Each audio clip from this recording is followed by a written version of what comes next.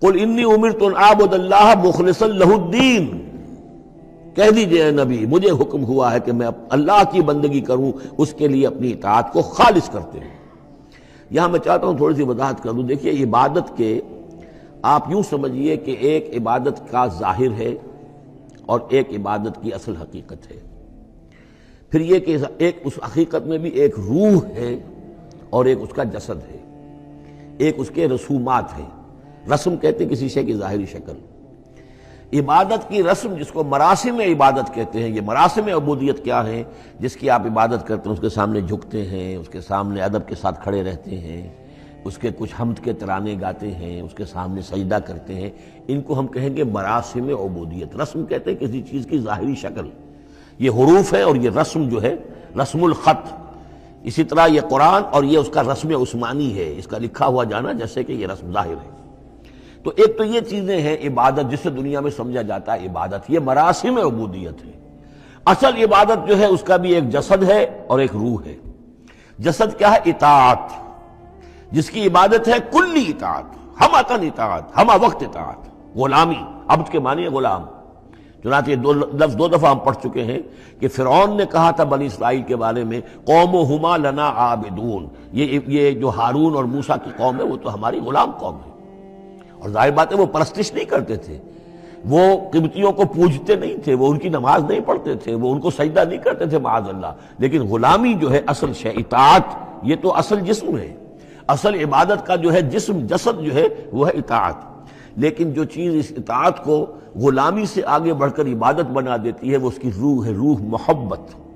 جس ہستی کی اطاعت محبت کے ساتھ کی جائے گی وہ عبادت ہو جائے گی۔ ایک جبراً اطاعت کی جا رہی ہے۔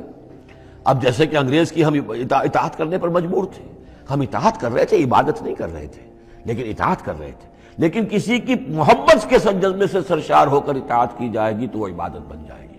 تو اللہ کی عبادت کے لیے جو بھی ڈیفینیشن اس کی امام ابن تیمیہ اور حافظ ابن قیم استاد اور شاگرد دونوں کی ہے وہ یہ ہے کہ اس کے دو اجزاء ہیں۔ العبادت تجمع اصلین، غایت الحب مع غایت الذل والخضوع، کہ دو چیزوں کو جمع کرنے سے اللہ کی عبادت جو ہے وجود میں آتی ہے، حد درجے کی محبت اللہ کے ساتھ اور حد درجے میں اللہ کے سامنے اپنے آپ کو بچھا دینا، مطیع اور منقاد ہو جانا۔ اچھا یہ تو ہے اصل عبادت، لیکن اس کے لیے جو رسم ہے وہ کیا ہے؟